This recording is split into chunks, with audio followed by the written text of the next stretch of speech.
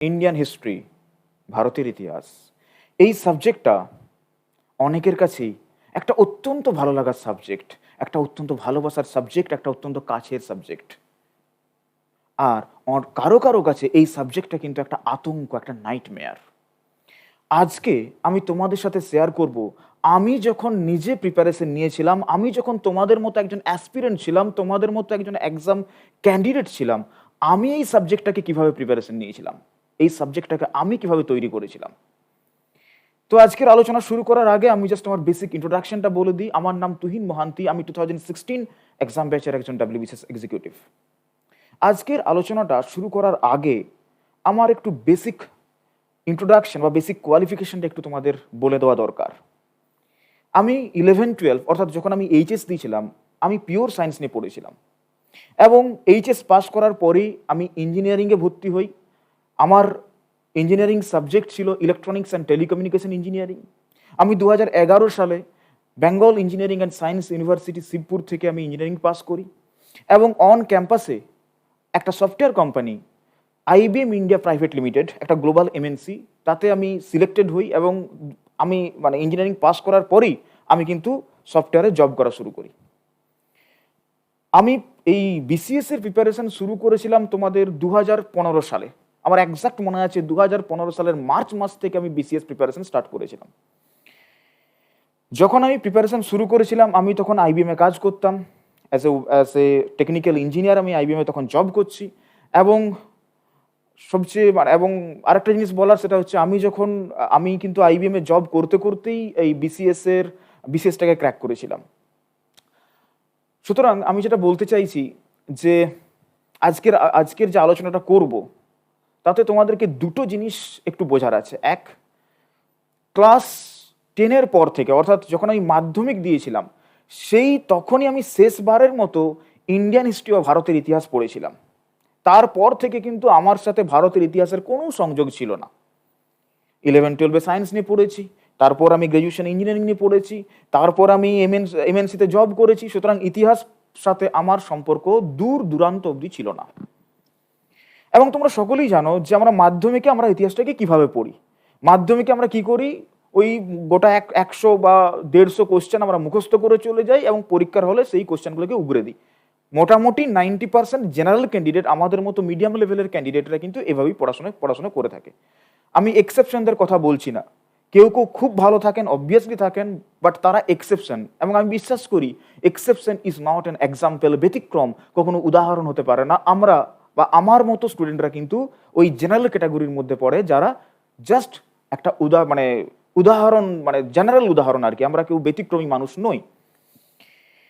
তো যাই হোক, আর একটা জিনিস যে আমি এই প্রিপারেশনটা নিয়েছিলাম কিন্তু জব করতে করতে। এবং তোমরা যারা সফটওয়্যারের সার্ভিস করেছো বা সফটওয়্যারের সার্ভিস করো, তাদের এই ধারণাটা অবশ্যই আছে যে যে সফটওয়্যারের সার্ভিস করা মানে কি একটা প্রাইভেট সেক্টরে জব করা, এবং সেখানে 11 থেকে 12 ঘন্টার ডেলি ডিউটি দিতে হয় এবং উইকেন্ড বলে কোনো বস্তু থাকে না। সুতরাং যেহেতু আমি জব করতে করতে প্রিপারেশন নিয়েছিলাম, তাই আমার কাছে কিন্তু পড়াশোনা করার মতো টাইমটা বা স্টাডি টাইমটা কিন্তু খুব কম ছিল, খুব লিমিটেড ছিল। হার্ডলি 3 থেকে 4 ঘন্টা, খুব বেশি হলে 5 ঘন্টা আমি ম্যাক্সিমাম টাইম পেতাম, সেটাও সব দিন পেতাম না। ঠিক আছে, তো এই জায়গা থেকে দাঁড়িয়ে এত কম সময় যেহেতু আমার হাতে ছিল, তাই আমাকে কিন্তু পড়াশোনাটা করতে হয়েছিল খুব টেকনিক্যাল ওয়েতে। দেখো, আমি নিজে একজন টেকনিক্যাল ব্যাকগ্রাউন্ডের স্টুডেন্ট, তাই আমি স্টাডিটাও করেছিলাম খুব টেকনিক্যাল ওয়েতে। 2015 সালের ফেব্রুয়ারি মাসে আমি প্রিপারেশন শুরু করি এবং 2015 সালে আমি প্রিলিমস পাস করেছিলাম, আমি মেন্স পাস করেছিলাম এবং আমি গ্রুপের ইন্টারভিউ দিয়েছিলাম। বাট 2015 সালে আমার সিলেকশন হয়নি। বাট 2016-এ আমি কিন্তু ডাব্লিউবিসিএস এক্সিকিউটিভ পোস্ট হোল্ড করি এবং আজ ডাব্লিউবিসিএস এক্সিকিউটিভ হিসাবে আমি কর্মরত। ডাব্লিউবিসিএস সম্বন্ধে একটা মিথ আমি শুনেছিলাম যে you have to be jack of all trade but master of none. তাই আমি যখন ইতিহাসের প্রিপারেশন শুরু করেছিলাম, আমি কিন্তু ইতিহাসটাকে বিরাট কোনো যে রিসার্চ লেভেলের পড়াশোনা করেছি, নো। বাট আমি ইতিহাসটাকে সম্পূর্ণ স্টাডি করেছি এমসিকিউ ওরিয়েন্টেড ওয়েতে। আমি টেক্সট বুক খুব কম পড়েছি, কিন্তু আমি প্রচুর এমসিকিউ সলিউশন করেছি। এটা আমি এখনো বলতে পারি, আমি প্রচুর এমসিকিউ সলিউশন করেছি এবং এটা আমাকে খুব কম সময়ে এই আমার গোলটাকে অ্যাচিভ করতে কিন্তু সহায়তা করেছে। আমি বাকিদের কথা বলতে পারবো না, আমি সম্পূর্ণ আমার নিজের কথা বলছি। আমি এমসিকিউ ওরিয়েন্টেড ওয়েতে স্টাডি করেছি, টেক্সট বুক আমি খুব কম পড়েছি। চলো আমি আমার প্রিপারেশন ওয়েটা, আমার স্ট্র্যাটেজিগুলো শেয়ার করি। ওকে, আই হোপ কি তোমাদের কাজে লাগবে। দেখো 2015 সালের ফেব্রুয়ারি মাসে আমি যখন, ফেব্রুয়ারি ঠিক নয়, মার্চ মাসে আমি যখন প্রিপারেশন শুরু করেছিলাম, তো তখন আমি শুরু করেছিলাম যে বইটা দিয়ে হিস্ট্রির প্রিপারেশন, হিস্ট্রি পড়াশোনা শুরু করেছিলাম এই WBCS চ্যালেঞ্জার বইটা দিয়ে। আশা করি এই বইটা হচ্ছে যে একটা বাংলা ভাষায় লেখা বই, ছায়া প্রকাশনীর WBCS চ্যালেঞ্জার। এই বইটা একজন সিনিয়র দাদা আমাকে সাজেস্ট করেছিলেন, একজন পরিচিত দাদা যিনি অলরেডি একবার WBCS ক্র্যাক করেছিলেন, তিনি সাজেস্ট করেছিলেন যে এই বইটা ভালো বই। দেখো তৎকালীন যুগে মানে 2015 সালে কিন্তু মার্কেটে এত জিকে ম্যানুয়াল ছিল না। তো কলেজ স্ট্রিটে এই বইটা আমি পেয়েছিলাম, WBCS চ্যালেঞ্জার। এই বইয়ের হিস্ট্রি সেকশনটা আমি খুব থরলি স্টাডি করেছিলাম। এর প্রাচীন ভারতের ইতিহাস, মধ্য ভারতের ইতিহাস এবং এবং আধুনিক ভারতের ইতিহাস। এই বইয়ের হিস্ট্রিটা কিরকম ভাবে আছে একটু বলে দিই। প্রথমে ডিসক্রিপটিভ আছে, মানে প্রথমে বেশ কিছু প্রত্যেকটা চ্যাপ্টার সম্বন্ধে কিছু বর্ণনা দেওয়া আছে, এবং তারপর প্রত্যেকটা চ্যাপ্টারের পিছনে কিছু এমসিকিউ দেওয়া আছে। আমি কি করতাম, প্রথমে প্রত্যেকটা চ্যাপ্টারের যে বর্ণনা পোর্শনসটা আছে সেটাকে খুব থরলি স্টাডি করতাম, এবং তারপর প্রত্যেকটা চ্যাপ্টারের পিছনে যে এমসিকিউগুলো আছে সেইগুলোকে আমি প্র্যাকটিস করে নিতাম।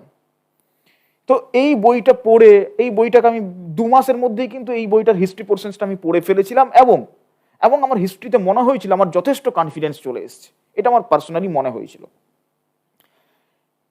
এর সাথে একটু বলে দিই, আমি যেহেতু টেকনিক্যাল ইঞ্জিনিয়ারিং ব্যাকগ্রাউন্ডের স্টুডেন্ট, তো 2014 সালের সময় আমার ইচ্ছে হয়েছিল যে আমি আইইএস এ বসবো। আইইএস কি জিনিস? আইইএস হচ্ছে Indian engineering service, IES. Yes, দেখো এই ইন্ডিয়ান ইঞ্জিনিয়ারিং সার্ভিসের প্রিপারেশন নেওয়ার সময় আমি এই মেডিজি পাবলিকেশনের জেনারেল স্টাডিজের বইটা কিনেছিলাম। দেখো আমি যেটা বলতে চাইছি যে ইন্ডিয়ান ইঞ্জিনিয়ারিং সার্ভিস, এতে কিন্তু শুধুমাত্র যে ইঞ্জিনিয়ারিং সাবজেক্টের এক্সামিনেশন দিতে হয় তাই নয়, তার সাথে সাথে কিন্তু জেনারেল অ্যাওয়ারনেস বা জেনারেল স্টাডিজের উপরও এক্সাম দিতে হয়। এবং তখন এই বইটা কিন্তু খুব ভালো একটা বই ছিল ফর আইএস। তো এই বইয়ে যে হিস্ট্রির সেকশনটা আছে, এই বই তো হিস্ট্রির একটা ভালো পোর্শন আছে, আমি সেটাও কিন্তু পড়ে নিয়েছিলাম। অর্থাৎ 2015 সালের প্রিলিমস দেওয়ার আগে আমি দুটো জায়গা থেকে হিস্ট্রি পড়াশোনা করেছিলাম বা ভারতের ইতিহাস পড়েছিলাম। একটা হচ্ছে ছায়া প্রকাশনীর চ্যালেঞ্জার বই থেকে, এটাই আমার প্রাইমারি বা মেন সোর্স ছিল, এবং তার সাথে সাথে জেনারেল স্টাডিজের একটা বই মেডিজি পাবলিকেশনের, এখান থেকেও কিন্তু আমি ইন্ডিয়ান হিস্ট্রিটা পড়েছিলাম। দেখো আমি যেটা বলতে চাইলাম, আমি কিন্তু কোনো টেক্সট বুক পড়িনি। ইভেন আমি পুরো প্রিপারেশন ফেজে জীবন মুখোপাধ্যায় যে বিখ্যাত বইটা আছে স্বদেশ, সভ্যতা এবং বিশ্ব, ওই বইটা কিন্তু আমি পুরো প্রিপারেশন ফেজে কখনোই পড়িনি। যাই হোক, তো এই দুটো বই পড়ে এবং এখান থেকে এমসিকিউ প্র্যাকটিস করে, এখানেরও পিছনে কিছু কিছু এমসিকিউ ছিল, সেই সমস্ত এমসিকিউ প্র্যাকটিস করে আমি পরীক্ষায় বসলাম।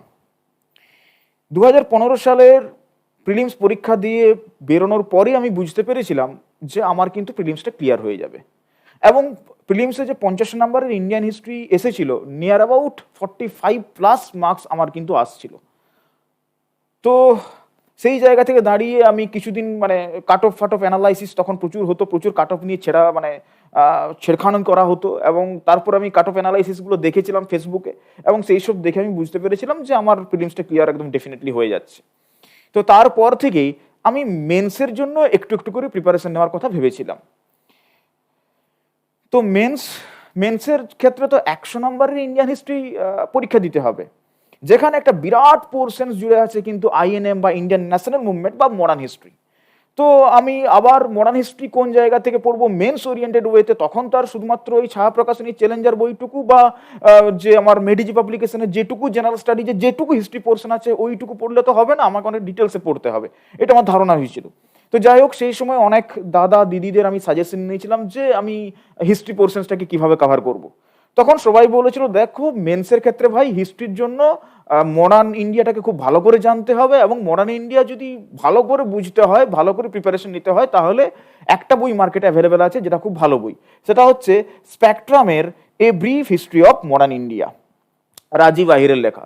তো আমি এই সাজেশন শুনে আমি কি করলাম, কলেজ স্ট্রিটে গিয়ে এই বইটিকে কিনে আনলাম। এবার দেখো সবাই বলছে বইটা ভালো, সুতরাং বইটা ভালো, অবভিয়াস রিজন। তো আমি বইটাকে পড়তে শুরু করলাম। আমি বইটাকে খুঁটিয়ে খুঁটিয়ে পড়েছিলাম, খুঁটিয়ে খুঁটিয়ে পড়ার চেষ্টা করছিলাম যে বইটা নিশ্চয়ই খুব ভালো বই, বইটা আমি খুঁটিয়ে খুঁটিয়ে পড়ার চেষ্টা করেছি। বাট আমি পুরো বইটা পড়ার পরও বুঝতে পারলাম না যে এই বইটা থেকে এমসিকিউ কিভাবে আসবে। দেখো আমি বলছি না বইটা খারাপ, নো, কিন্তু আমার হয়তো এটা আমার ব্যর্থতা যে আমি নিজে বইটা পড়ে আমার ভালো লাগেনি। এবং এই বই থেকে যখন আমি বইটা পড়ার পর আমি যখন কোনো এমসিকিউ বই খুলে এমসিকিউ প্র্যাকটিস করতে যাচ্ছি, আমার ঠিক সেভাবে আমি এমসিকিউ গুলো সলিউশন করতে পারছিলাম না। এবং যেহেতু আমি তোমাকে বললাম, যেহেতু আমার হাতে কিন্তু প্রচুর টাইম ছিল না যে আমি এক একটা সাবজেক্ট নিয়ে আমি দীর্ঘদিন ধরে সেটাকে নিয়ে রিসার্চ করে যাবো, নো, আমার হাতে এত প্রিপারেশন নেওয়ার টাইম ছিল না। তো আমার মনে হয়েছিল এই বইটার পিছনে আমি প্রচুর টাইম ইনভেস্ট করছি, বাট বইটা থেকে আমার আউটপুট কম আসছে।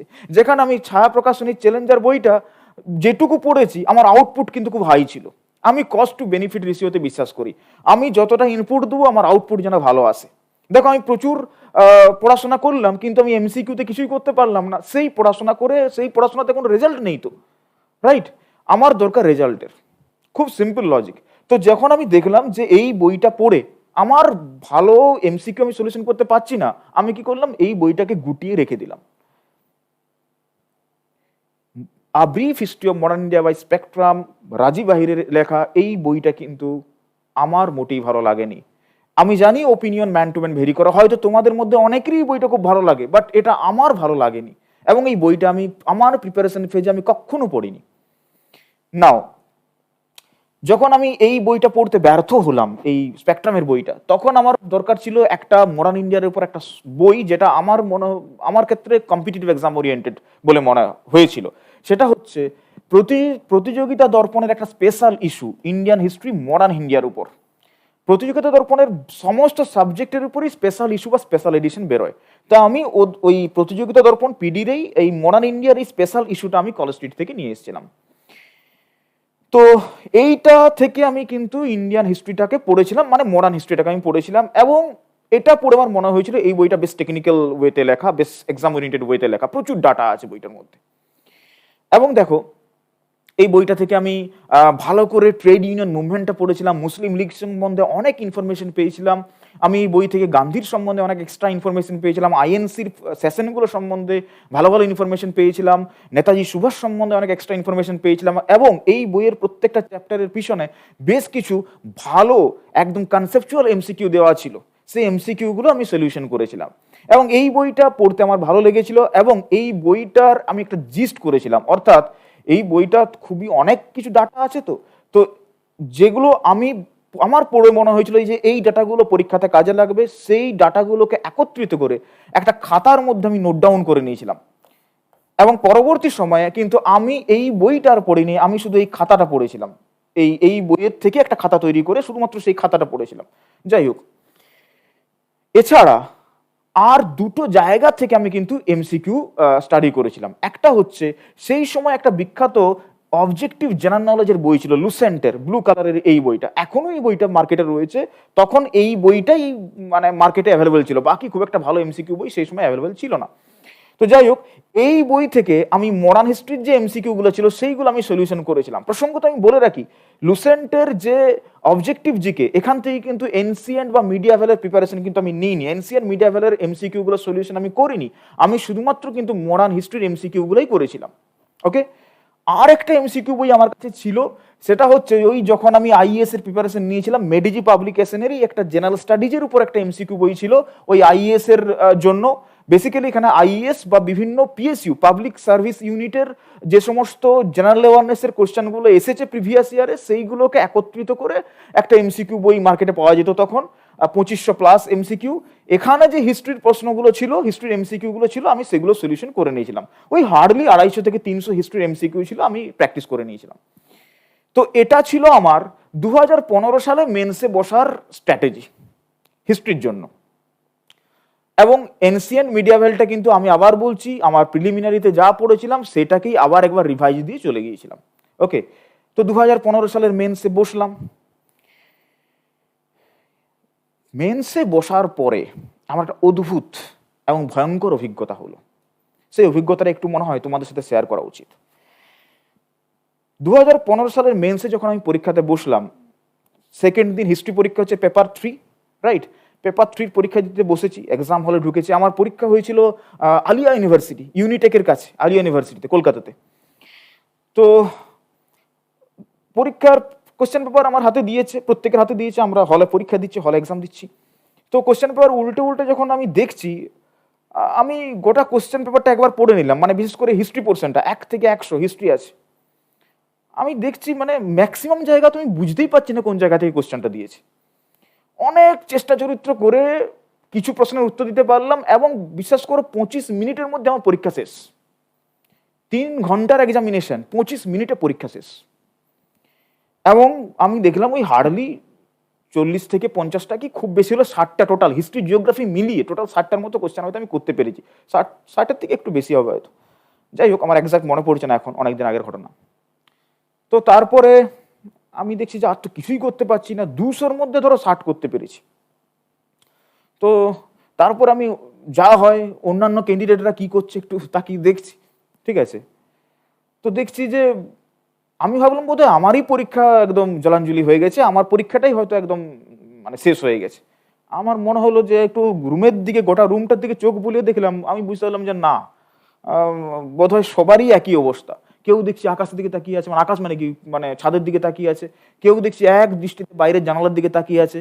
কেউ দেখছি আমার মতনই গোটা রুমের দিকে এরকম করে ঘুরে ঘুরে দেখছে, ঠিক আছে? আর বিশ্বাস করো, 1 ঘন্টার আগে বাথরুম যেতে দিত না, ঠিক আছে? 1 ঘন্টার আগে বাথরুম যাওয়া যেত না। তো 1 ঘন্টা জাস্ট যখনই বেলটা পড়লো, বাথরুম যাওয়ার যে কি হারে তোড় তুমি ভাবতে পারবে না তোমরা। সবাই বলছে বাথরুম যাবো, এভরিওয়ান, কেউ বাদ নেই। এবং একজন স্টুডেন্ট প্রতি 15 মিনিট বাথরুম থেকে জাস্ট ঘুরে এসছে, তারপর আবার 15 মিনিট পর বলছে স্যার বাথরুম যাবো। মানে আমার তো একবার ফিল হলো যে এই কি গোটা হলের কি সবার একসাথে ডায়াবেটিস হয়ে গেছে নাকি, সবার এত বাথরুম যাচ্ছে কি ব্যাপার, ঠিক আছে? তো যাই হোক, 2015 সালে যখন মানে হিস্ট্রি জিওগ্রাফি মানে পেপার 3 পরীক্ষা দিয়ে যখন আমরা বেরিয়ে যখন আসছি, তখন তো প্রচুর স্টুডেন্ট বেরিয়ে আসছে। ওই একটা সেন্টারে প্রায় 2,500 থেকে 3,000 স্টুডেন্ট ডেকে দিয়েছিল। তো অবভিয়াসলি বাকিদের আলোচনা কানে আসছে। তো শুনতে পাচ্ছি বাকিরা বলছে যে যে এই পরীক্ষার প্রশ্নটা দিয়েছে কোথা থেকে, এবং বাস্তবিকই এত টাফ প্রশ্ন মানে ভাবা যাবে না। যারা মানে হিস্ট্রিতে রিসার্চ করেছে তারাও এই প্রশ্নটা সলিউশন করতে পারবে কিনা সন্দেহ আছে। তো মোটামুটি সবাই বুঝতে পারলো যে বেম্বু হয়ে গেছে। ওকে, যাই হোক, আমরা যখন প্রথম দিনের পরীক্ষা দিয়ে যখন সন্ধ্যাবেলাতে বাড়ি ফিরে এসেছি, অবভিয়াসলি জান হিস্ট্রি পরীক্ষা ছড়িয়ে ছত্রাকার হয়ে গেছে।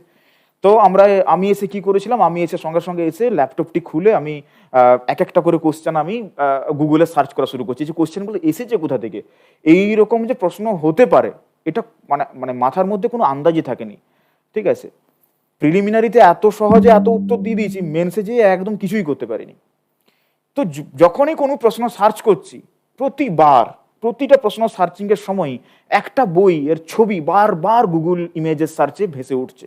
সেটা হচ্ছে এই বইটার ছবি। এই বইটা হচ্ছে ইন্ডিয়ান হিস্ট্রি, কৃষ্ণা রেড্ডির লেখা একটা বই, ম্যাকগ্রো-হিল পাবলিকেশনের।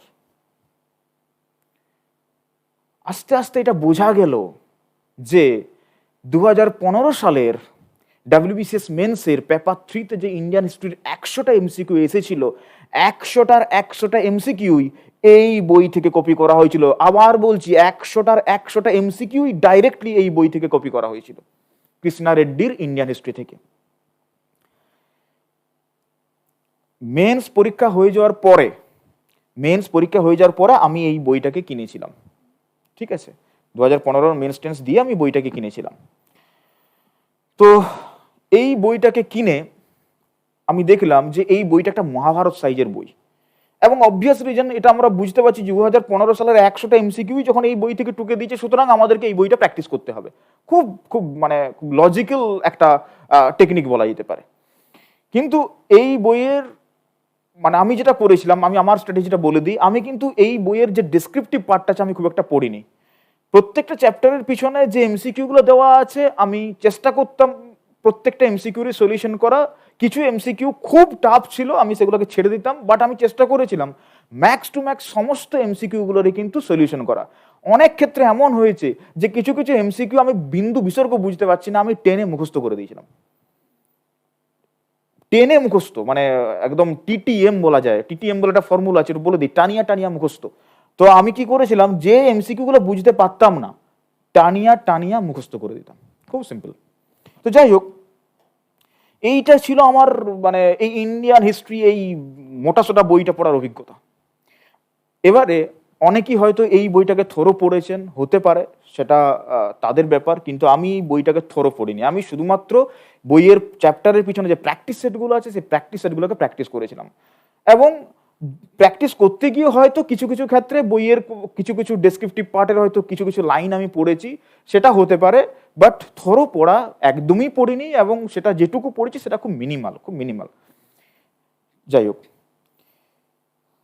2016 সালের প্রিপারেশন নেওয়ার সময়, তো এটা গেল আমার মানে এটা 2016 সালের প্রিপারেশন আমার অলরেডি স্টার্ট হয়ে গেছে, কিন্তু আমি কি বলছি, আমি কৃষ্ণা রেড্ডি পড়েছি কিন্তু 2015 সালের মেন্স দেওয়ার পরে, মানে তখন আমি 2016 সালের জন্য তৈরি হচ্ছি। তো 2016 সালটা আমি খুব খুব সিরিয়াসলি প্রিপারেশন নিয়েছিলাম, এবং আমার এটাই টার্গেট ছিল যে আমি এমসিকিউতে একটা ভালো অ্যামাউন্ট মার্কস আমাকে তুলতেই হবে। 2015 সালের এমসিকিউ আমাকে বিশাল ডুবিয়েছিল। শুধুমাত্র যে হিস্ট্রি জিওগ্রাফি ডুবিয়েছিল তাই নয়, আমাকে সায়েন্স ডুবিয়েছিল, আমাকে ইকোনমি ডুবিয়েছিল, আমাকে পলিটিও ডুবিয়েছিল। শুধুমাত্র উতরে দিয়েছিল আমি 2015 সালের মেন্সটা ক্লিয়ার করেছিলাম দুটি কারণে।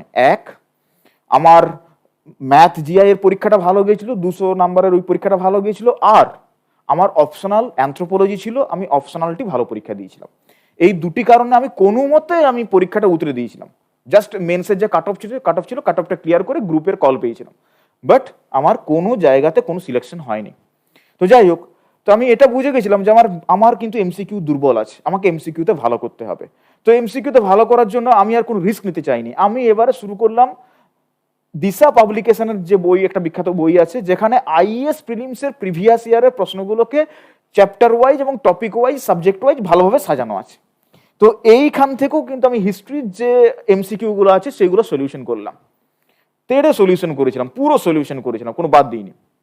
ওকে, তো এখান থেকেও হিস্ট্রির সলিউশন করেছিলাম, এবং পরবর্তী সময় আমি দেখেছি 2016 সালের পরীক্ষা দিতে যেয়ে যে আইএএস প্রিলিমস থেকে কিন্তু বেশ কিছু কোয়েশ্চেন আমি কমন পেয়ে গেছিলাম।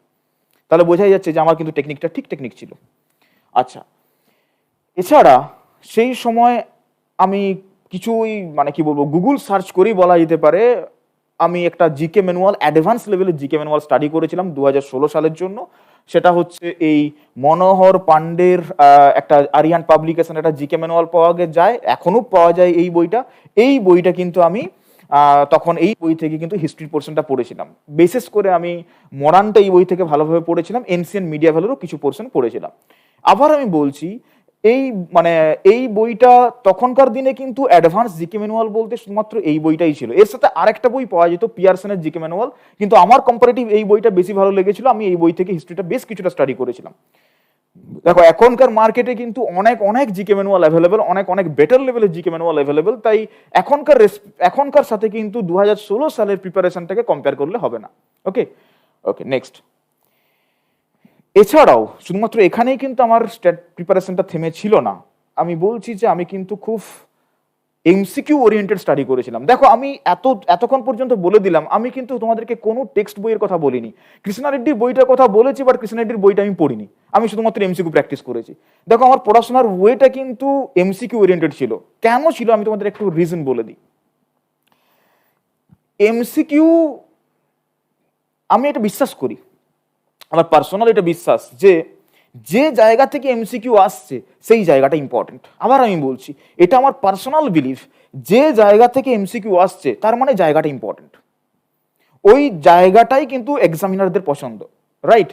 সুতরাং আমি কি দেখতাম, আগে এমসিকিউ দেখে নিতাম যে এই জায়গাগুলো থেকে এমসিকিউ মানে পরীক্ষাতে প্রশ্ন আসছে, সুতরাং এই জায়গাটাকে ফোকাস করে যতটুকু পড়াশোনা করা যায় আমি করে নেবো। সেটা কোনো জেনারেল টেক্সট বুক হতে পারে, জেনারেল কোনো জিকে ম্যানুয়াল হতে পারে, বা গুগল সার্চ হতে পারে। আমি প্রচুর গুগল সার্চ করতাম তখন, যেহেতু আমি টেকনিক্যাল ইঞ্জিনিয়ার, মানে টেকনিক্যাল স্টুডেন্ট ছিলাম, আমার কাছে ল্যাপটপ ছিল, আমার কাছে নেট কানেকশন ছিল, তো আমি প্রচুর আমি গুগল সার্চ করে করে আমি পড়াশোনা করতাম।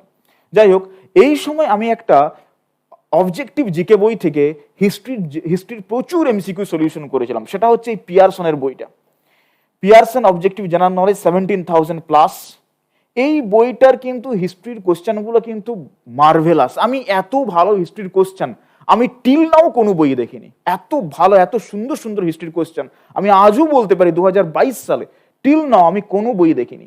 এই বইটার এক দুঃখ একটাই যে এই বইটা এখন মার্কেটে অ্যাভেলেবেল নেই। তো যাই হোক, এই বইয়ে হিস্ট্রির প্রচুর প্র্যাকটিস সেট দেওয়া ছিল, প্রায় 80টার মতো প্র্যাকটিস সেট ছিল আমার যতদূর মনে পড়ছে। সেই প্র্যাকটিস সেটগুলো কিন্তু আমি প্র্যাকটিস করেছিলাম। এখানে একটা বিষয় বলে দিই, এই বইয়ের এমসিকিউ মানে কোশ্চেনগুলো খুব সুন্দর ছিল, বাট অ্যান্সারে প্রচুর ভুল ছিল।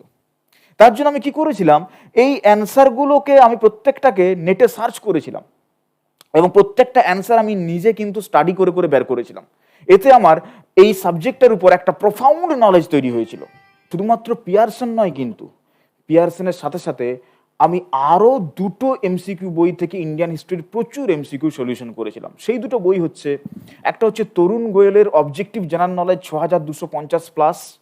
বলে রাখি, এখন কিন্তু 15K প্লাস হয়ে গেছে এই বইটা, তখন কিন্তু 6250+ বলে এই বইটা পাওয়া যেত। তো এই বই থেকে ইন্ডিয়ান হিস্ট্রির এনসিয়েন্ট, মিডিয়াভেল, মডার্ন আমি 3টে পার্টে এখান থেকে পড়েছিলাম, বা 3টে পার্টের এমসিকিউ প্র্যাকটিস করেছিলাম। এবং তারপর শুধু এখানেই শেষ নয়, মনোহর পান্ডের আরিহান্ট পাবলিকেশনের একটা অবজেক্টিভ জেনারেল নলেজ পাওয়া যেত ওই 6250+। এটা থেকেও কিন্তু আমি সেম ভাবে ইন্ডিয়ান হিস্ট্রির এমসিকিউ গুলো প্র্যাকটিস করেছিলাম। প্রসঙ্গত বলে রাখি, এই দুটো বইয়ের কিন্তু অনেক এমসিকিউ কমন ছিল। তো সেটা কমন ছিল অনেক এমসিকিউ আলাদা আলাদা ছিল। তো যে এমসিকিউ গুলো আলাদা ছিল সেগুলো আমার নলেজ এনহ্যান্স করেছিল। আমি আবার বলছি, আমি কিন্তু এমসিকিউ ওরিয়েন্টেড ওয়েতে স্টাডি করেছিলাম। দেখো, এখনো অবধি 2016 সালের মেন্স বসবো অবস্থা, তখনও কিন্তু আমি কোনো টেক্সট বুক পড়িনি, কিন্তু আমি প্রচুর এমসিকিউ সলিউশন করেছি ডিফারেন্ট সোর্স থেকে। দেখো, তখন কিন্তু এত মানে ইউটিউবের ছড়াছড়ি ছিল না, রাইট? তো তখন আমার যেটা সবচেয়ে ফিজিবল ওয়ে মনে হয়েছিল, আমি ঠিক সেভাবে প্রিপারেশন নিয়েছিলাম। তো অবভিয়াস রিজন, তারপর আমি মেন্সে বসলাম এবং মেন্স আমার যথেষ্ট ভালো গিয়েছিল। আমি প্রচুর এমসিকিউ, ভালো এমসিকিউ আমি কমন পেয়েছিলাম 2016 সালের মেন্সে। বেশ কিছু এমসিকিউ আমি কমন পেয়েছিলাম তোমার কৃষ্ণা রেড্ডির বইটা থেকে, বেশ কিছু এমসিকিউ কমন পেয়েছিলাম আইএস প্রিলিমসের বইটা থেকে, বেশ কিছু এমসিকিউ কমন পেয়েছিলাম পিয়ারসনের বইটা থেকে, এবং এভাবেই বেশ অনেক এমসিকিউ আমার কমন ছিল, আর অনেক এমসিকিউ খুব জেনারেল লেভেলের ছিল। আমার ওভারঅল হিস্ট্রি পরীক্ষা কিন্তু অনেক ভালো গিয়েছিল। 2015 সালে যেখানে হিস্ট্রি আমাকে একদম কনফিডেন্স লেভেলটাকে একদম জিরোতে নামিয়ে দিয়েছিল, 2016 সালের হিস্ট্রি পরীক্ষা দিয়ে আমার কনফিডেন্স লেভেলটা একদম তুঙ্গে উঠে গিয়েছিল।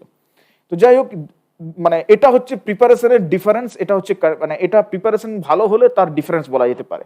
তো যাই হোক, 2016 সালের মেন্স দেওয়ার পরে কিন্তু আমি বসে থাকিনি। 2016 সালের মেন্স দেওয়ার পরে আমার এটা আমি বুঝতে পেরেছিলাম যে 2015 সালের ওই রকম মেন্স দিয়ে যদি আমি ইন্টারভিউর কল পেতে পারি, তো এবারে আমি ডেফিনেটলি কল পাবো।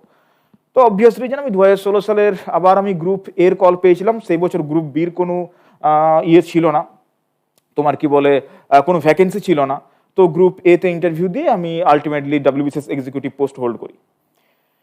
কিন্তু 2016 সালের মেন্স দেওয়ার পরেই আমি 2017 সালের জন্য নিজেকে তৈরি করা শুরু করেছিলাম। ওকে, তো 2017 সালের জন্য যখন নিজেকে তৈরি করছিলাম, তখন আমি আমার নলেজের স্ফিয়ারটাকে আরও বাড়ানোর জন্য চেষ্টা করেছিলাম। এবং সেই সময় হয়তো তোমাদের মনে হতে পারে যে এত পড়াশোনা করার মানে এত বেশি প্র্যাকটিস করার দরকার ছিল না, বাট আমার তখন যেটা ঠিক মনে হয়েছিল আমি সেটা করেছিলাম, এবং আমি আজও আমার মনে হয়েছে যে আমি একদম ঠিক কাজ করেছিলাম। তো যাই হোক, সো 2017 সালে যখন আমি প্রিপারেশন নেওয়া শুরু করি, তখন আমি প্রথমে যেটা একটা এমসিকিউ প্র্যাকটিস করা শুরু করেছিলাম, সেটা হচ্ছে মানে ইউজিসি নেটে ইন্ডিয়ান হিস্ট্রির উপর যে প্রিভিয়াস ইয়ার কোশ্চেনগুলো এসেছিল সেইগুলো প্রিপারেশন নেওয়া, সেইগুলো প্র্যাকটিস করা শুরু করেছিলাম। বেসিক্যালি আমি বলে রাখি, ইউজিসি নেটে মানে 3টে করে পেপারের মানে পরীক্ষা হয়, পেপার 1, পেপার 2 এবং পেপার 3। পেপার 1টা ডেসক্রিপটিভ, তাই এটা আগেই বাদ। পেপার 2 এবং পেপার 3 হচ্ছে এমসিকিউ ওরিয়েন্টেড অবজেক্টিভ পরীক্ষা হয়। তো আমি বেসিক্যালি 2004-এর ডিসেম্বর থেকে 2012-র জুন অবধি, এই মোটামুটি 8 বছরে যে সমস্ত ইউজিসি নেটের যে এক্সামগুলো হয়েছিল ইন্ডিয়ান হিস্ট্রির উপর, তার পেপার 2, পেপার 3-র ইন্ডিয়ান হিস্ট্রির উপর যে কোশ্চেনগুলো ছিল, আমি প্রায় সব কটারই সলিউশন করেছিলাম, প্রায় সব কটারই। এটা আমাকে অনেক এক্সট্রা ইনফরমেশন পেতে হেল্প করেছিল, মানে অনেক এক্সট্রা ইনফরমেশন জেনেছিলাম, অনেক কিছু যেগুলো আমি কখনোই কোনো টেক্সট বুক পড়ে মনে হয় না আমার জানা যাবে। এবং একটা কথা বলে রাখি, বিসিএস এ কি হয়, বিসিএস এ এমন কিছু প্রশ্ন দেয় যে প্রশ্নের উত্তর তোমাকে উত্তরটা জেনে রাখতে হবে। ওই প্রশ্ন তুমি কোনো টেক্সট বুক থেকে পড়ে যদি ভাবো করে দেবো, তাহলে সেটা পসিবল নয়। তো আমি এই জন্য, যেহেতু দেখো আমি 2015 সাল থেকে আমি প্রিপারেশন নিচ্ছি, আমার 2017 সালের জন্য রেডি হচ্ছি, অলরেডি আমি একটা টেকনিক্যাল সার্ভিসে আছি, আমি অলরেডি সফটওয়্যার সার্ভিস জব করছি। তো আমি কিন্তু কোনো রিস্ক নিতে চাইনি। আমি চেয়েছিলাম যে আমার প্রিপারেশনের মধ্যে যেন কোনো গাফিলতি না থাকে, এবং আমাকে যেন কখনো ভবিষ্যতে রিগ্রেট না করতে হয় যে আমি যদি এইটা করে ফেলতাম তাহলে হয়তো আর একটু বেটার হতো, রাইট? তো যাই হোক, আমি কিন্তু এই পোর্শনসটা করেছিলাম। ইউজিসি নেটেরও প্রিভিয়াস ইয়ারের কোশ্চেনগুলোকে সলিউশন করেছিলাম। আমি তোমাদেরকে সাজেস্ট করবো, যদি তোমাদের হাতে টাইম থাকে তোমরাও করে ফেলো।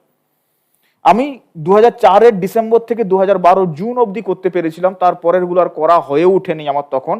বাট এখন তোমরা চাইলে, যদি তোমাদের হাতে এনাফ টাইম থাকে, তোমরা চাইলে এখন 2021 পর্যন্ত, মানে তোমরা 2004 থেকে 2021 অবধি এখন পরীক্ষা হয়ে গেছে, তোমরা চাইলে কিন্তু প্র্যাকটিস করতে পারো। অনেক সুন্দর সুন্দর এমসিকিউ তোমরা পাবে, অনেক নতুন নতুন ইনফরমেশন তোমরা জানতে পারবে, যেগুলো হয়তো তোমরা কোনো টেক্সট বুক পড়ে পাওনি।